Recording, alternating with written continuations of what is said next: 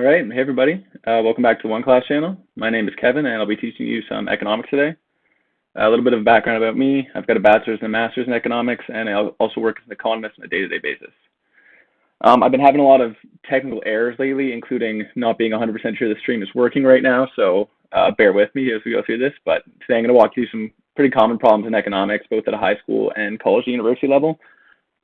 I'm only going to stream for about 15 minutes or half an hour right now just to make sure the stream's working. But what I'll be doing is verifying solutions with you and providing the background knowledge necessary to walk through these problems. So without further ado, we'll get going here. First problem reads, which of the following is not counted in GDP? And the possible answers are A, the services provided by a maid. B, an increase in inventories held by firms. C, the change in Social Security payments received by individuals. And D, the commissions earned by a salesman. So what our junior tutor has written here is that the answer is C, the change in Social Security payments received by individuals. And they've written that the change in Social Security payments received by individuals represents a transfer of money, example, transfer payments from the government to Social Security beneficiaries. Transfer payments or transfer expenditure are all unilateral payments corresponding to which there is no value addition in the economy. Transfer payments are a redistribution of income without any good or service being exchanged in return. Such kind of payments are made in the form of benefits, subsidies on prices, other services given by the government, and payments in cash. Transfer payments are not included in the estimation of national income because they are not earned as rewards for rendering factor services. For example, they represent unearned income. Transfer payments include gifts in cash, scholarships to students, old age pensions, donations, and charity.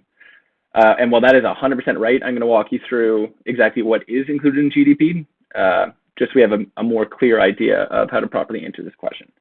So as far as what is included, there's three main factors we need to consider. Bear with my writing here. I don't have a tablet yet, so I will call this included.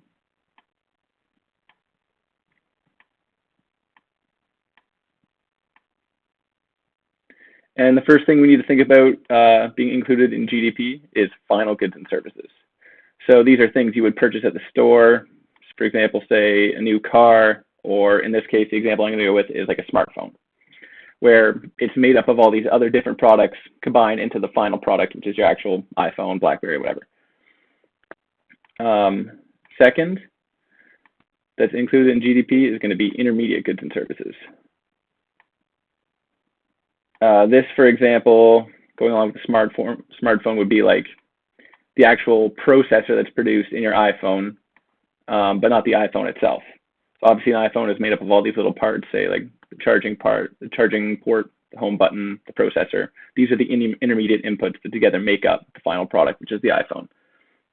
It's important to note that intermediate goods that have not yet been used in final goods and services would be included here. Lastly would be raw materials.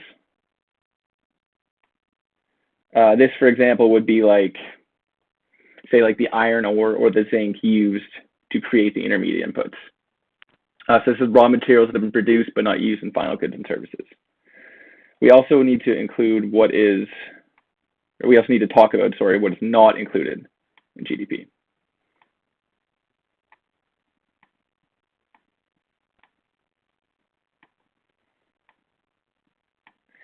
Get a short format for all of our benefit. So the first thing is going to be intermediate goods again, but there's a very important distinction. Because intermediate goods that have been turned into final goods. So going back to the smartphone example, basically what this speaks to here is to avoid the issue of double counting. So when you're buying an iPhone, we don't want to count the iPhone and then also count the processing chip inside of it. We want to include them separately. Secondly, we've got used goods. So these used goods are counted when they're first produced. So say you went and bought like a 2020 Corolla, and we're comparing that to, like, for example, finding somebody on Facebook Marketplace and buying their used 2010 Corolla off that. That doesn't count to GDP, but buying the new Corolla would. Third is going to be transfer payments, as we talked here. our junior tutor gave a really great description of why transfer payments aren't included. That is hideous to read, I'm sorry. But just to kind of like give a quick little synopsis, these payments represent transfer of money from the government to Social Security beneficiaries and do not result in the production of final goods and services. Lastly, actually not lastly, second to last, we've got illegal goods. This is things you can get on the black market, drugs, etc. These aren't counted mainly because there's no good way to bookkeep them. There's no actual like reliable way to measure how much of like something that's illegal is actually being moved and produced throughout the country.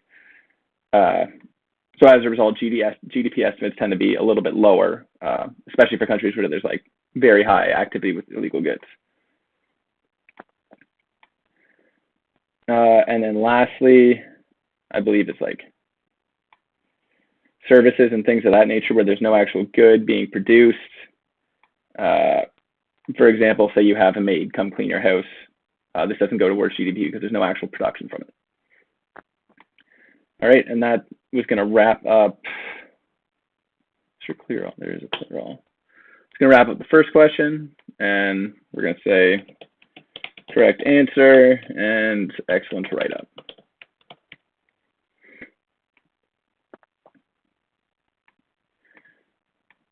Moving on to question 2 here.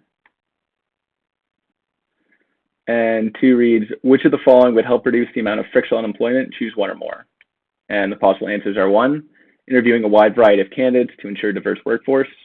2, government policies to help promote a stagnant economy. 3, providing tax breaks to firms that engage in technological innovations. 4, government policies to limit the outsourcing of jobs. And 5, websites that advertise job openings across the country. And our junior tutor here has written that the answer is 5, websites that advertise job openings across the country, and this is correct. The reason they've listed is that frictional unemployment refers to unemployment that is caused when workers switch from one job profile or industry to another in pursuit of their aspirations or due to relocation caused by various social and or personal reasons. Frictional unemployment is caused during the transitioning period under which workers change their industry, market, or firm and remain temporarily unemployed. This type of unemployment occurs naturally in an economy. Frictional unemployment can be reduced by reducing the duration of this transition phase. Websites that advertise job openings across the country can help job seekers to meet job providers in a short span of time, reducing the level of frictional unemployment in the economy. And that's a fantastic explanation. What I'm going to do is go through all the different types of unemployment with you, just so you have a more clear picture of how it works overall. So here I'm going to write types. And first is frictional, as we just went over. And as our junior tutor said, this basically refers to when people are between jobs. So for a lot of us, either graduating soon or hoping to graduate university in the future, frictional unemployment might be, for example, like the time between you graduate and when you actually get your first job. It's also, say you were to move to a new city, and when you get there, you need to start hunting for a job. That's also frictional unemployment. So it's kind of like this temporary layoff between different milestones in your life, things of that nature. Secondly is structural unemployment. Just write that out. It's taking a lot of effort to make these readable, and I don't really know if I'm succeeding anyways. But so structural unemployment refers to the mismatch in demographics of workers and the types of jobs available. So for example, there's been a lot of tech jobs open up in recent years, but my grandfather was a mechanic, isn't really a good candidate for these jobs because he has no skills or experience that will allow him to succeed in machine learning. That's like one example, but there's many different examples of structural employment throughout the economy. Third, we've got cyclical. And cyclical employment basically refers to how the economy shrinks and grows how jobs within the economy change as the economy shrinks and grows. So for example, right now we're in a bit of a recession. As a result, the job market has tightened up and a lot of people have lost their jobs. As the economy begins to grow in the future, we'll see a lot more jobs open up as people are now willing to spend and not saving as much money. Lastly, we've got seasonal unemployment.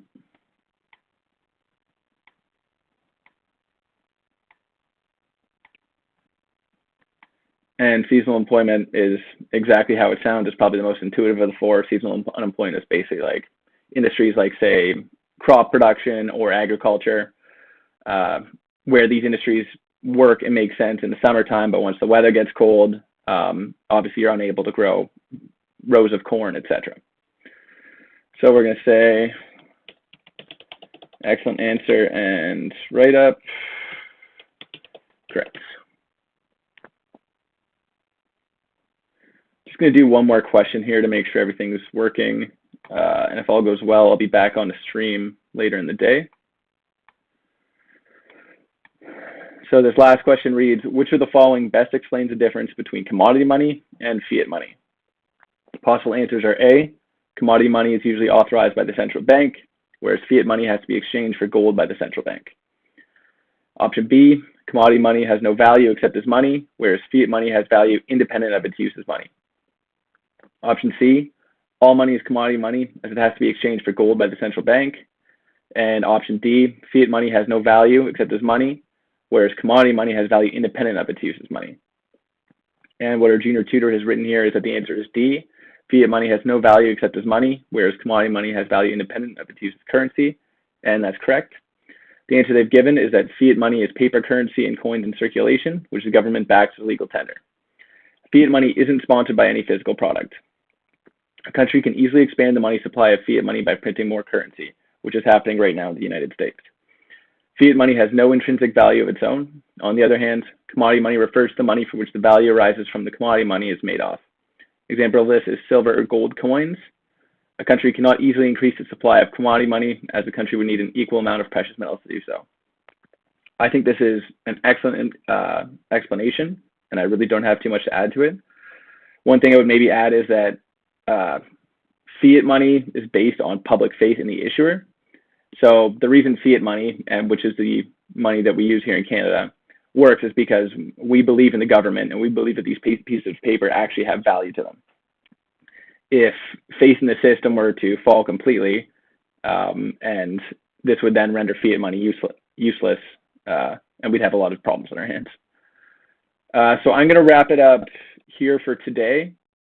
Thank you for all your questions. If you enjoyed today's question and answer and you'd like to be notified when we do this next, you can hit the subscribe button and notification bell below. And if you'd like to submit your own questions, you can visit the link in the description. Remember to leave a like and a comment. Again, I'll be on later today, hopefully, assuming this went well. Yeah, and thanks for watching.